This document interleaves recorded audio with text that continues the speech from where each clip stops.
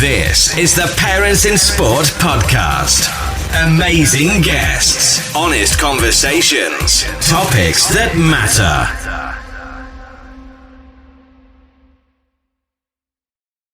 Welcome to the Parents in Sport podcast.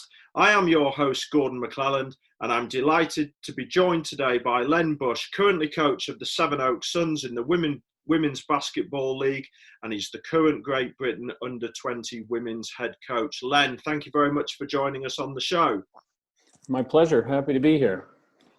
Fantastic. Now, in today's episode, we're going to be talking about coaching our own children, and Len's got extensive experience in that field. But just tell our listeners to start with, Len, a little bit about your basketball coaching journey, I guess. Well, I grew up in Chicago,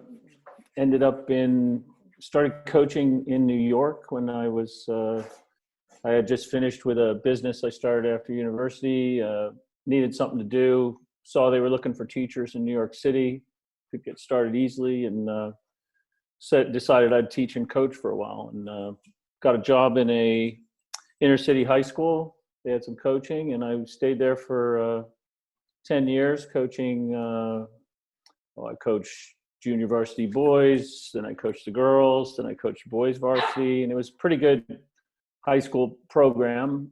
My children were very young at that point, and my wife got an opportunity in London, and we decided that it was a good time to go, good opportunity for her, and I didn't see myself coaching for 35 years in one high school.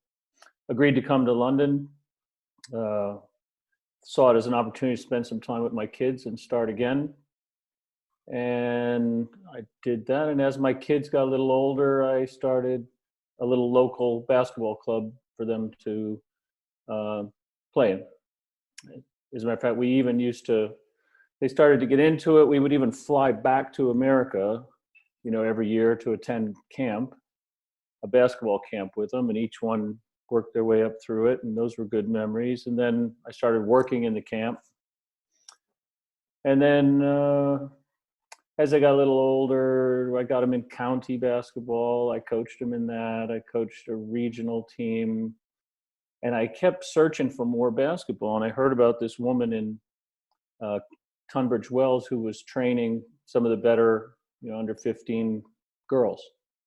And so I brought my eldest down there, and then after a while I started helping out, and then I was coaching the sessions, and all the parents of the kids involved in those sessions got together and decided that they wanted all the girls to play together in one club.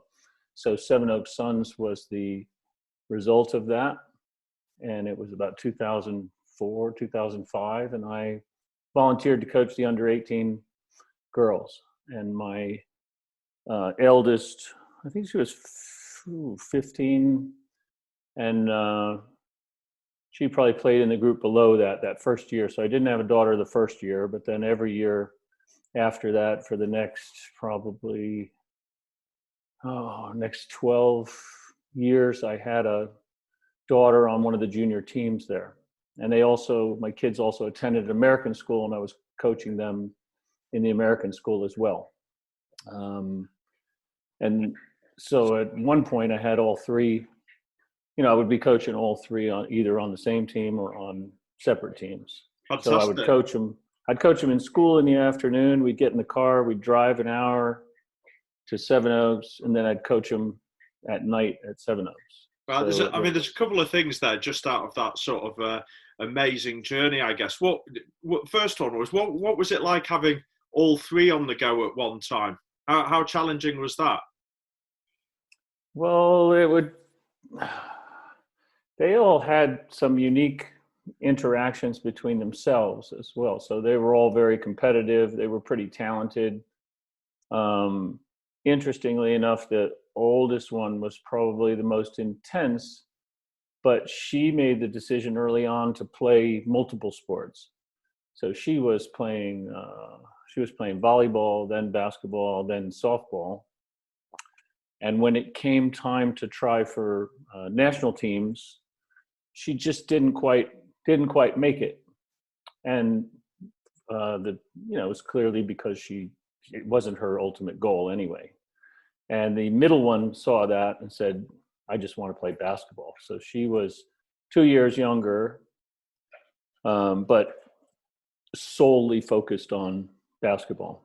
So the little bit of competition between the two of them was a bit scary sometimes for me as a parent, because I had to sort of keep them apart, because the older one was stronger. She'd want to kill the middle one. And the middle one was probably a little more skilled because she focused solely on basketball. So I had to try and keep them apart sometimes. I think there'll be quite a few of our listeners, Len, who can relate to that, particularly over the last few months when we've all been at home together. I think there'll be lots of people listening who have had to separate siblings from playing in the back garden, certainly those with younger children listening. Do you think it helped the dynamic at home that you almost were spreading your attention across all three, rather than it just necessarily being one who did that with dad compared to the other two? Yeah, I was really lucky that they all wanted to play, because they don't have to like basketball just because I like basketball.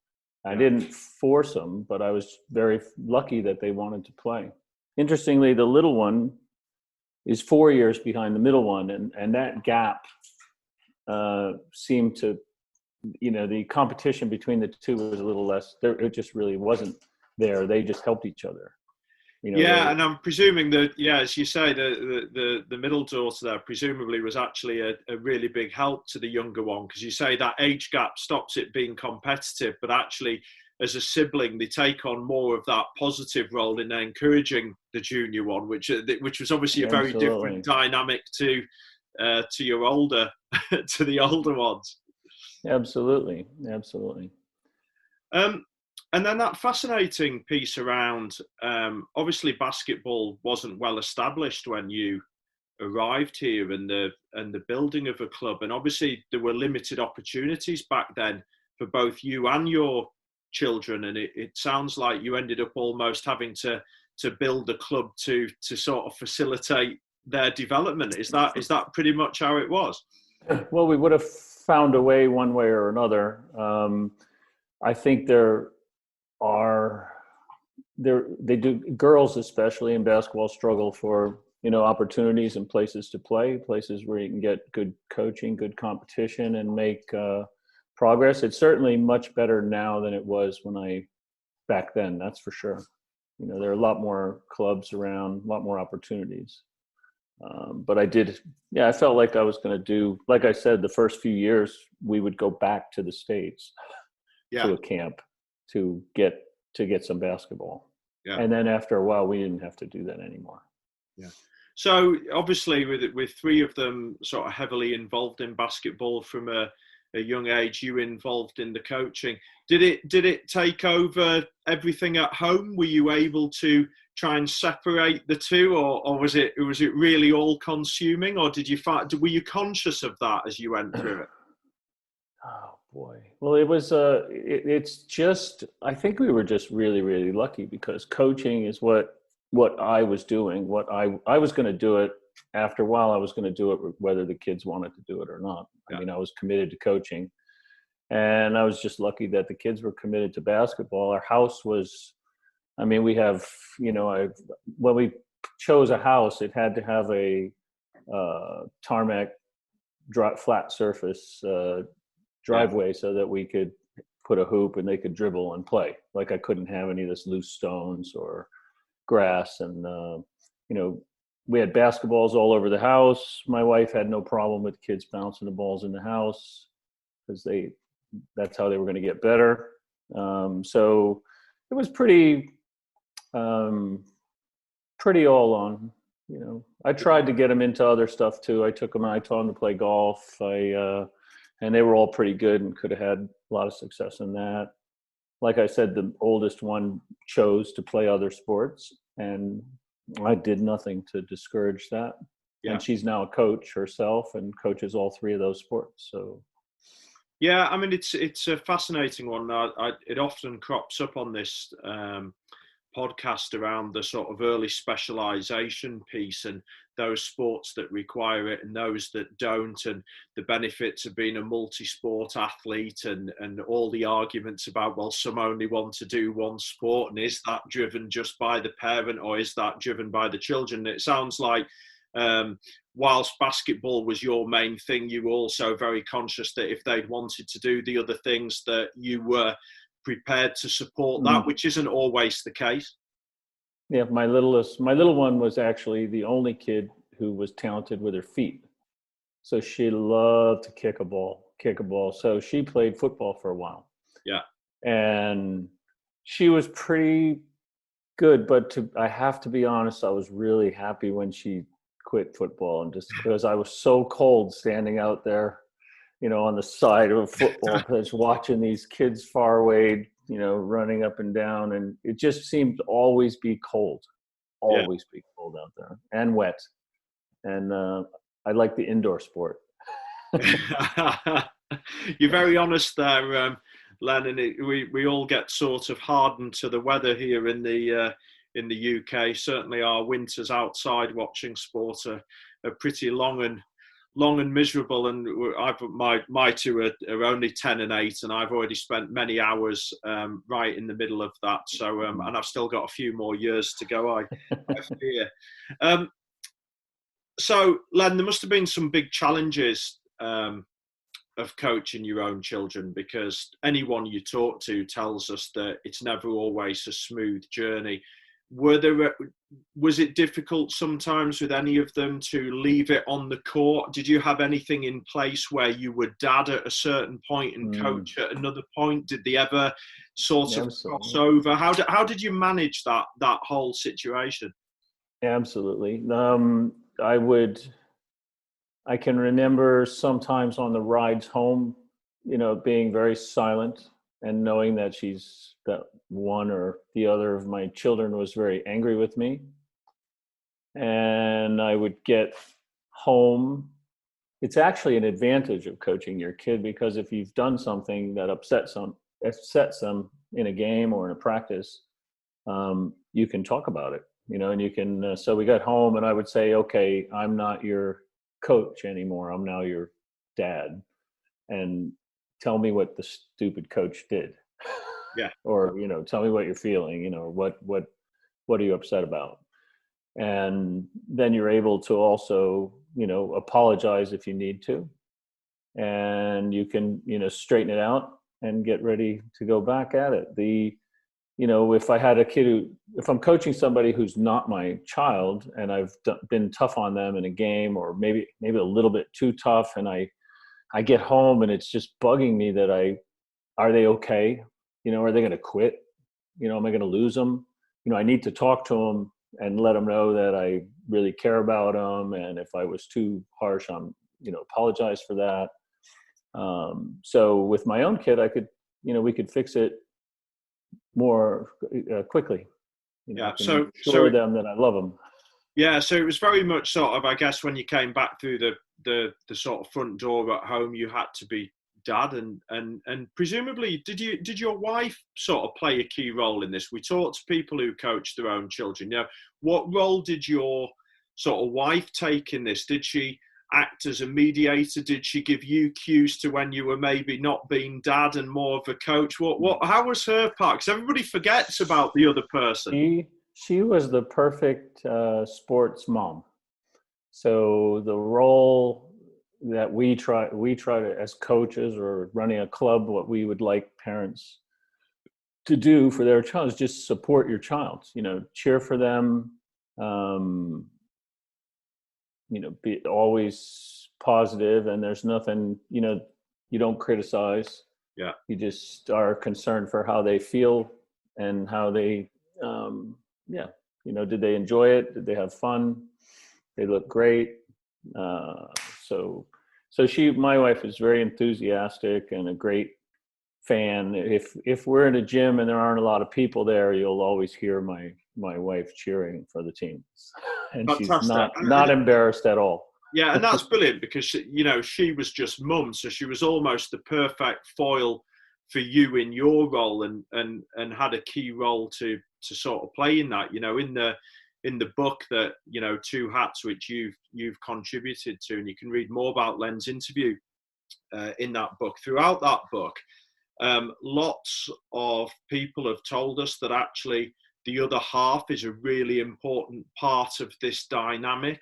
And in lots of cases, coaches have been really grateful that they've said to their partners, please, can you give me a nudge when you think I'm overstepping the line? Or can you give me a nudge when all we seem to be talking about is that chosen sport, and it feels like it's sort of engulfing every aspect of life? And it sounds like your wife did a good job on that. Well, the interesting thing is my wife is a coach as well. So not a sports coach, but she had a long career in banking. And then since, for the last 10, 12 years, she's been developing a career as somebody who, coaches people on advancing their careers or changing careers. And she's very, very smart, works at it very, very hard. And so we can, constantly she can provide me with advice on how to manage people, or how, maybe a different way of approaching a situation. We did talk about, things we might do differently. I know as a younger coach, I was a lot more intense, and would just push pretty hard, not just my kids, but all the kids. I'd say, is this what you want to do? Is this where you want to be? Are these what our goals are? And I think if I could go back and be the person I am now and do it, I'd be a lot kinder, gentler. Yeah, I think that was a generational thing, Len. I coached for 20 years and was coaching sport. And I think back to how I coached elite under 18s going back 15, 20 years. And actually, it was just the environments around those sports at that time were very different. Not that was necessarily expected of us, but that's a lot of the way of how it was. And coaching's developed a lot, particularly, I would say, in the last 5 years, even, where people have become more aware of how they handle situations and the way you can still get your messages across, and greater autonomy rather than this sort of dictatorship that was very prevalent, when you go back to that time. And actually, probably from a coaching point of view, the key's been able to evolve with it. And it's great that we can reflect back to that time and recognize that there are other ways of doing it, because back then we weren't really told that there were other ways of doing it. No, that's right. Absolutely. So I'm right in thinking, so one of your daughters now actually plays with you in the Women's Basketball League in your role as... That's right, yeah. So do you think the challenges changed over the years from, let's say, when they were all 10 to when they were sort of middle of their teenage years to now coaching them in the profession, in a sort of professional league? Do you think, are the challenges different? Did they change at different points? I think, our relationship has definitely evolved. I still have, we have the team that I coach is very, very good. And my daughter's a very, very good player. We still have to manage our relationship during games. There are things that I do that, she has to tell me. She says, look, that's not helping. You need to, I need to hear it a different way.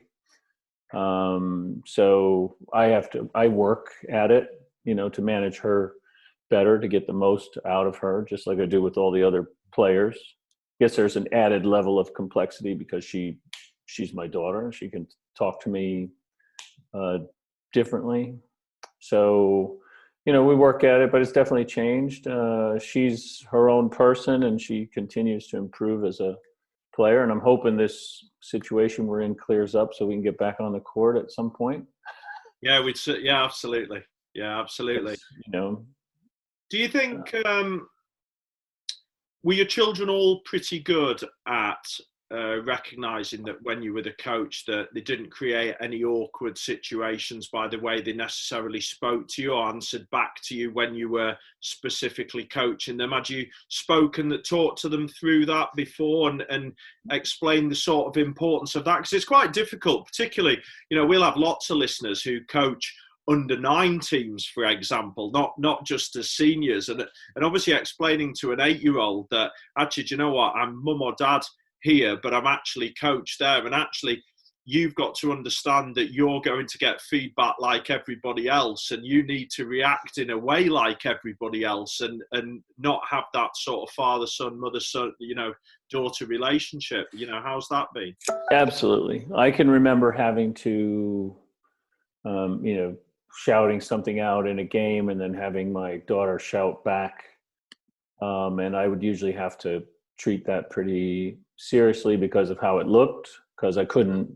So that would result in, coming out of the game, sitting down, and then telling them that you can't speak to me that way. You just can't. No one else is going to do it, so you can't do it either. And but they were pretty good at, it didn't happen very often, and a lot of the time I probably deserved something back. It's just a case of, being an athlete, there's always things that a coach is going to say or do that's going to upset you, and you just can't always have something to say back. Like, you just have to swallow it. You say, yes, coach. And in your head, you're thinking, God, what an idiot. He's so annoying. Why does he keep saying all this stuff? But you can't say that. That's life. Your boss annoys you. You can't say what you're thinking. I think it raises another point around this sort of whole coaching your own children piece, that, as you say there, you had to deal with it at that stage because of the perception of others. And one of the things that's come out in the writing of the book is this real fear of coaches about how they are perceived by other parents, let's say. And as a result of that, they overcompensate. So they actually are even harsher on their own children than they needed to be. And the whole point that most of them got into it was actually to help their children or support them even better in the first place. So how was your relationship with other parents along the journey? Because we know in a lot of these sports that there can be some jealousy. We know that there's a sort of keeping up with the Joneses on the side of pitches, on the court. How were other parents with you, and how were your relationships with them as a coach? Let's take it back to when you first started with them as juniors, not necessarily now. Boy, let's see. It was, I'm thinking about, I was definitely pretty tough on my kids, and I was usually protected from people thinking I was favoring my children because I was pretty tough on them.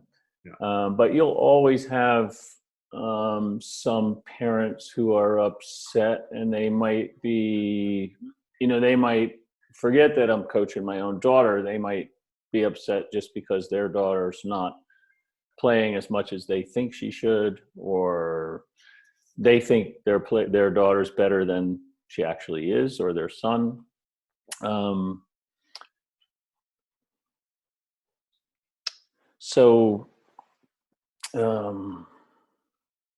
you got any stories back then? I mean, have you got anything that ever really sticks out? You don't have to name names, but any incidents over the years where it was hard with other parents? Well, I'm just trying to remember if they were related to the fact that I was coaching my daughter. I had a lot of parent issues. I can remember one parent who was constantly, we were always sort of at war because I saw a path for his daughter, to become a better player. And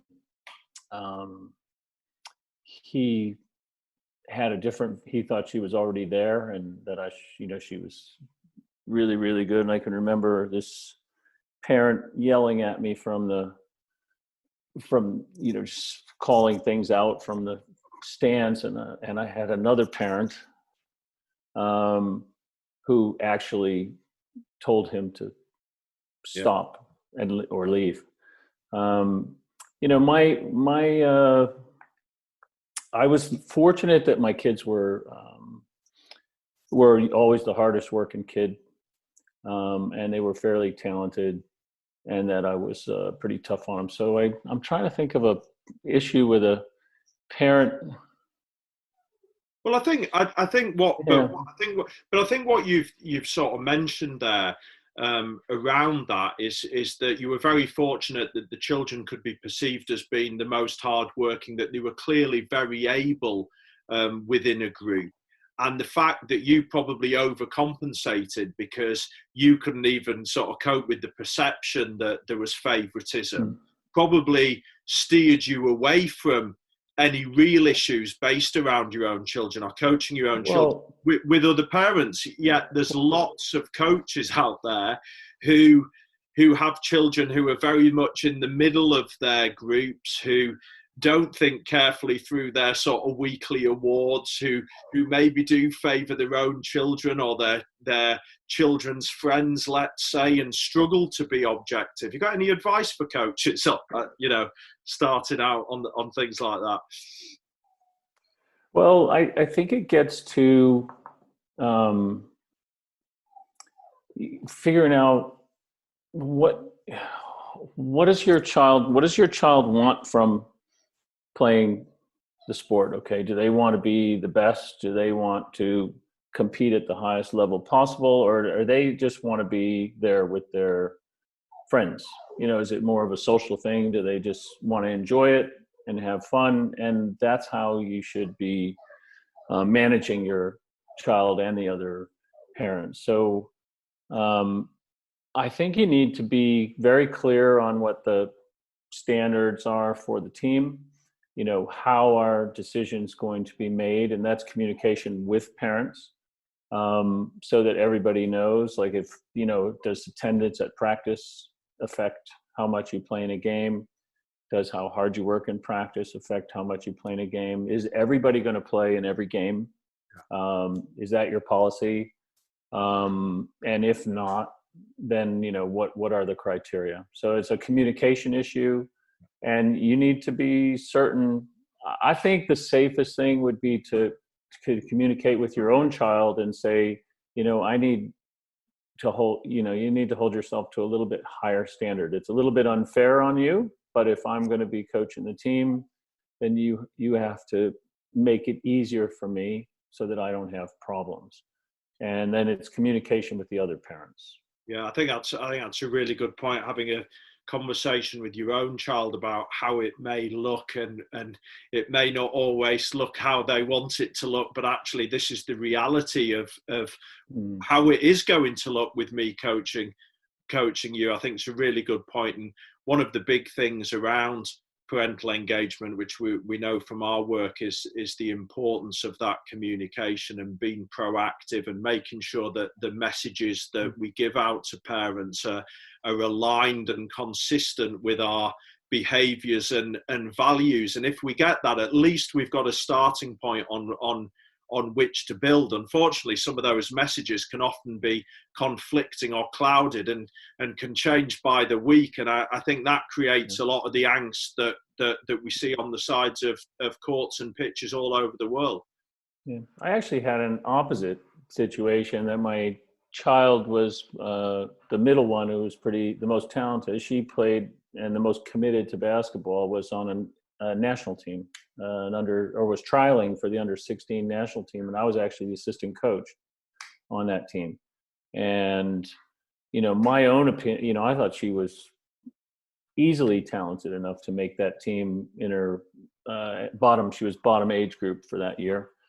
And I felt that I couldn't really advocate for her because she was my daughter. So I couldn't go to the coach and say, what are you doing? Like, she's twice as good as that girl, and you're going to take this other girl. And I just felt I couldn't do it. And maybe it was unfair to my daughter that I didn't do it, but I felt if I had, I would have been open to accusations that I was favoring my daughter. And the head coach chose another player who I didn't feel neither of us felt was anywhere near as good. But we had to deal with that situation. It created a bit of a crisis for my daughter as well, because she was upset. And I said, well, you have a choice to make. Like, are you, if anytime you're down the bottom of the selection groups, you're in danger of not making the team, and if you need to make a decision whether you need to get back to work and be one of the top 6 or 7, or you could even stop playing, if you found it so unpleasant. And she chose to continue and went on to make many national teams. Yeah, fantastic. I mean, that must have been really tough as dad as well, Len, was it? That's a big moment. That's a really tough story you've told there. That situation is sitting probably in the car, as difficult as it gets. Sitting in the car on the way home, and she's in tears, and it was basically, well, what are you going to do? You've got a choice. You can quit or you can work. Yeah, and fantastic that she responded at that stage. And we all know that athletes need some bumps in the road, and we all know that they need to go through periods of failure, because ultimately it makes them stronger. And as you say there, how she responded to that was absolutely key. And there's some good advice for parents out there listening to this show, that we've got to get comfortable with failure. It's not nice as dads or parents, but we've got to get comfortable that it's going to happen at some point to our children. And actually, it's how they respond to those moments of failure is going to give them the best chance. And probably one of the biggest less things, I don't know if we can help parents through it or not, but I've seen so many parents who, when they're at certain points in their child's sporting involvement, they're just so wrapped up in it, and it's just so intense, and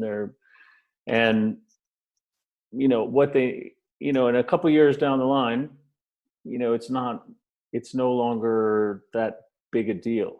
So the pressure they put on the kids, the pressure they put on the coaches, it's, why is the kid playing and what is the purpose of it in their life? It's not winning that game or making that team is not.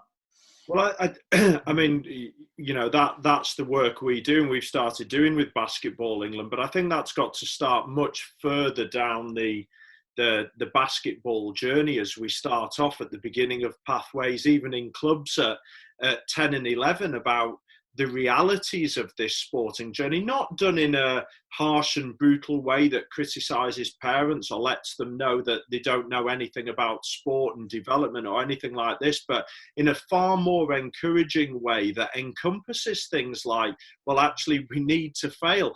Do you know what? We're going to lose. Do you know what? We're not going to be picked sometimes. But actually, our role still as a parent is ultimately to be that parent at home to support. And what can we control, and what can we help influence with our children, and the types of conversation that we have with our children. And parents, certainly now there's a real need. They feel they have to go and fight every battle and protect and step in at any sign of adversity, but we've got to get that information across in a positive, encouraging way before it's happened, rather than reacting to the moment and then having to pick up the pieces.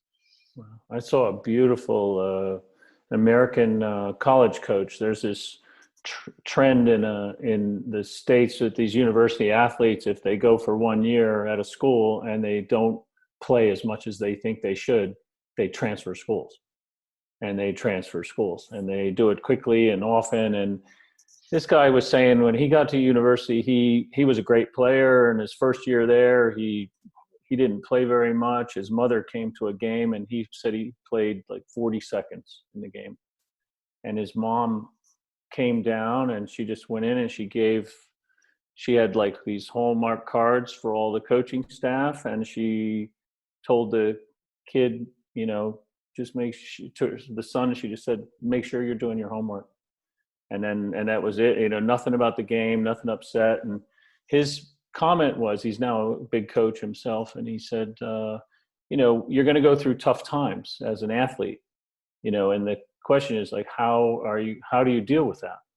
And the way you deal with that, if we can, as coaches, can help them deal with that, we're training them to be, then when they get into tough spots as a parent, as a spouse, as an employee, you can deal with it. So we can teach these kids, parents can help kids deal with adversity and failure so that they can learn to deal with it later in life.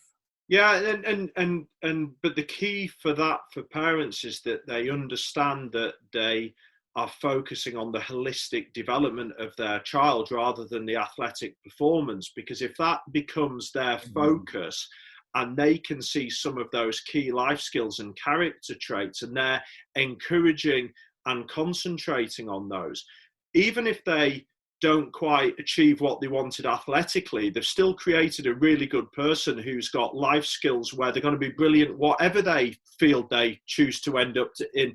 And parents often say to us, well, how do I know if it's been worth it? Well, actually, it's worth it if you're using sport as this vehicle to equip your child with the life skills. And whatever we achieve, we achieve. We know that society and sport catches us out in the end. And I think it's just turning that dynamic on parents. And I think deep down, parents probably want all that for the children. In the workshops that we do, whenever you ask them, what do you want your child to achieve? They never mention Olympic champion or basketball international. They always mention something around those key life skills.